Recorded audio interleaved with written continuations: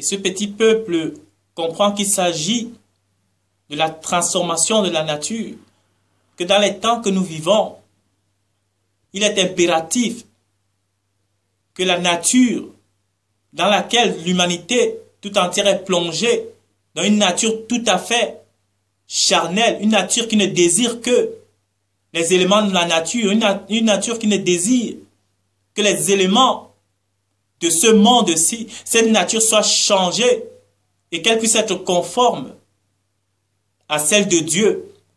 Pourquoi? Parce que nous sommes dans un monde où il y a la hiérarchie des esprits. Et il faut avoir un esprit supérieur à l'esprit qui domine ce monde. Et le petit peuple de Dieu l'a compris. C'est pourquoi il n'utilise plus la prière comme un moyen d'assouvir ses besoins personnels. Il n'utilise plus la prière comme un élément d'ascension sociale. Il n'utilise plus la prière pour demander les choses de ce monde, bien-aimés dans le Seigneur. Mais ils comprennent, ce petit peuple, que leurs prières doivent être utilisées pour hâter le retour de leur Père. Leurs prières doivent être utilisées à bon escient pour demander la venue du règne de Dieu. C'est à cela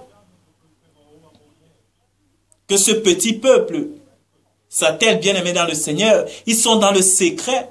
Comme j'ai dit tantôt, ils ne sont plus dans l'agitation du monde. Ils ne sont plus dans la distraction du monde dans lequel Satan a plongé tout le monde, qui consiste à s'exciter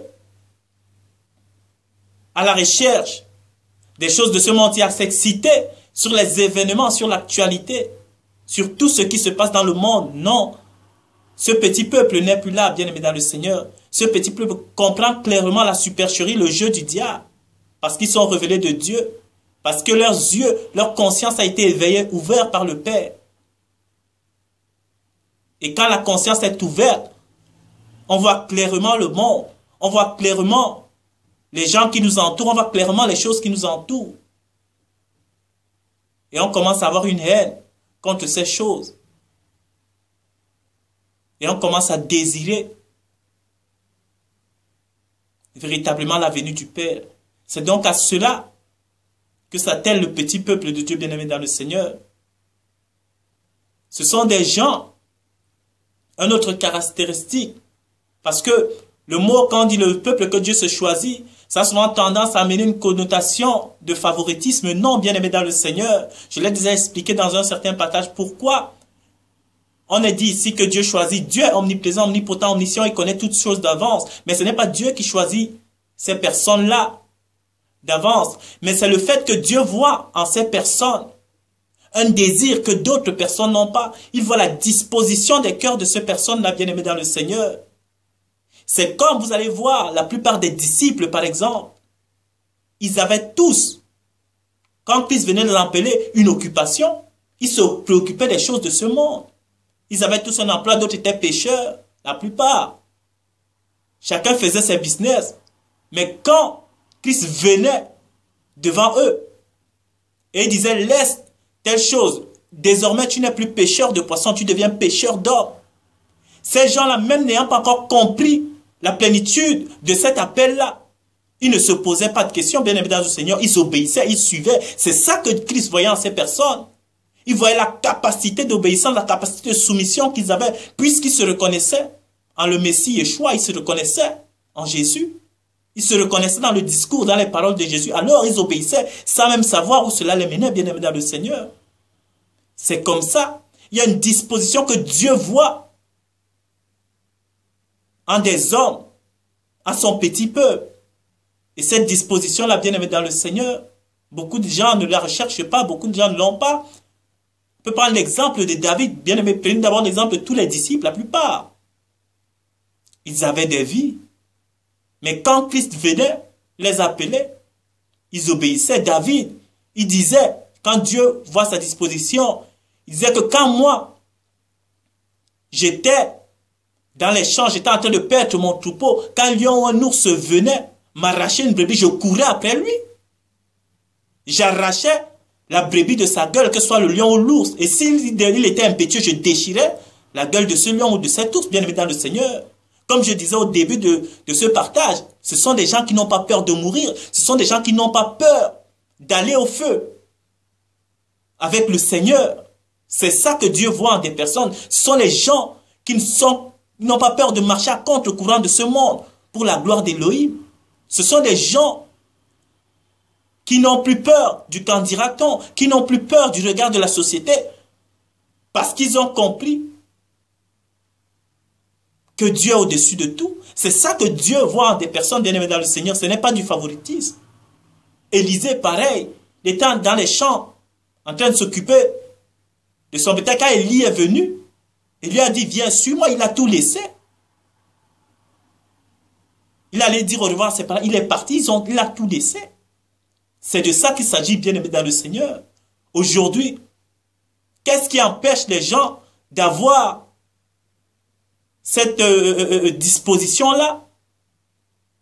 Ben, c'est la peur de tout perdre, bien-aimé dans le Seigneur. C'est ça, la peur de mourir. Mourir ici, ce n'est pas mourir au sens propre, mais mourir en ce monde.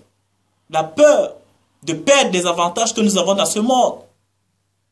La peur de perdre la notoriété que nous avons dans ce monde. La peur de perdre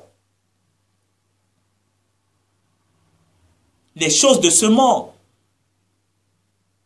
Si je suis Dieu, selon les pensées que l'ennemi met dans la plupart des personnes, si je me mets à la suite du Seigneur, je vais devenir pauvre.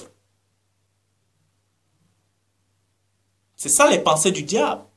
Je n'aurai plus de maison, je n'aurai plus la voiture que j'avais. Si je roulais en Mercedes, peut-être je vais commencer à rouler en Twingo. J'avais une maison que je payais. Une maison à 2000 €. J'aurais un petit Audi. Pourquoi? Parce que même les mots qu'on utilise ont été corrompus par le diable Satan lui-même. La corruption sémantique, il a fait croire aux gens que la richesse, c'était l'accumulation des biens matériels. Alors que la richesse, c'est Elohim lui-même, l'intelligence. C'est les informations tirées du livre, c'est des doctorats, les bacs, c'est tout ce qu'on a dans les écoles. Alors que la Bible dit que c'est moi-même qui suis la sagesse, Elohim votre Dieu. La corruption des mots, tous les mots que les gens utilisent aujourd'hui sont corrompus. Le sens a été dévié par Satan, le diable, pour garder les gens sous l'oppression. Bien aimés dans le Seigneur, c'est comme ça. Mais ceux qui sont de son petit peuple, Dieu le leur révèle parce qu'ils ont ce désir que je vous ai démontré au travers des disciples, au travers d'Élisée, de David.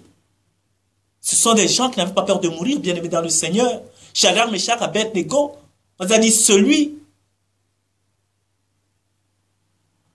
qui se prosternera ou priera à notre Dieu. Non, Daniel, on le jettera à la fosse au lion. C'est des gens qui n'ont pas failli. Shadrach, Meshach, Abed-Nego ont été jetés dans la fournaise ardente à cause de leur dévotion à Dieu. Ce sont des gens qui n'ont pas peur de suivre Dieu même au prix de leur vie. C'est ça, le petit peuple bien-aimé dans le Seigneur.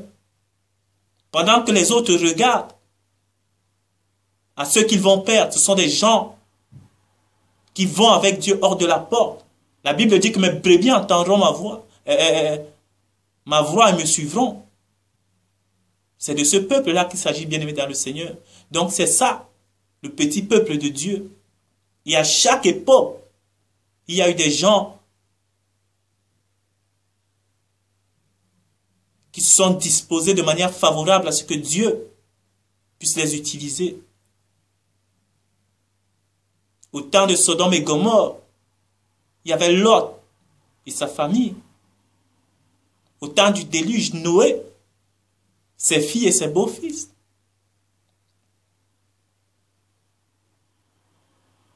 Au temps même de Christ, les disciples, ils n'étaient pas nombreux. Mais il y a toujours, à toutes les époques, des gens qui se destinent à ce que Elohim, le Dieu Tout-Puissant, puisse les utiliser, bien-aimés dans le Seigneur. Et ce sont ces personnes-là que la Bible appelle le petit peuple de Dieu. Les gens qui ne fléchiront pas devant les Baals d'aujourd'hui, devant les idolâtries, qui ne fléchiront pas devant le système de ce monde, qui ne fléchiront pas devant la richesse que montre ce monde, ne fléchiront pas devant les modes de pensée de ce monde, puisqu'ils n'ont qu'une seule chose, c'est que Elohim les utilise, qu'Elohim, le Dieu Tout-Puissant, se manifeste au travers d'eux. Donc voilà, bien-aimés dans le Seigneur, le petit peuple de Dieu, désirez véritablement, disposez-vous. Dieu voit l'état du cœur de tout un chacun. Dieu voit le désir que vous avez à le suivre. Êtes-vous prêt à suivre Dieu hors de la porte? Êtes-vous prêt à sacrifier? C'est là tout l'enjeu, à sacrifier les choses de ce monde pour suivre Dieu. C'est de ça qu'il s'agit, bien-aimés dans le Seigneur. Si vous êtes prêt à sacrifier, Dieu le verra. Et il se révélera à vous, bien-aimés dans le Seigneur. Soyez vraiment bénis. Et merci d'avoir pris de votre temps pour écouter ce partage. À la prochaine.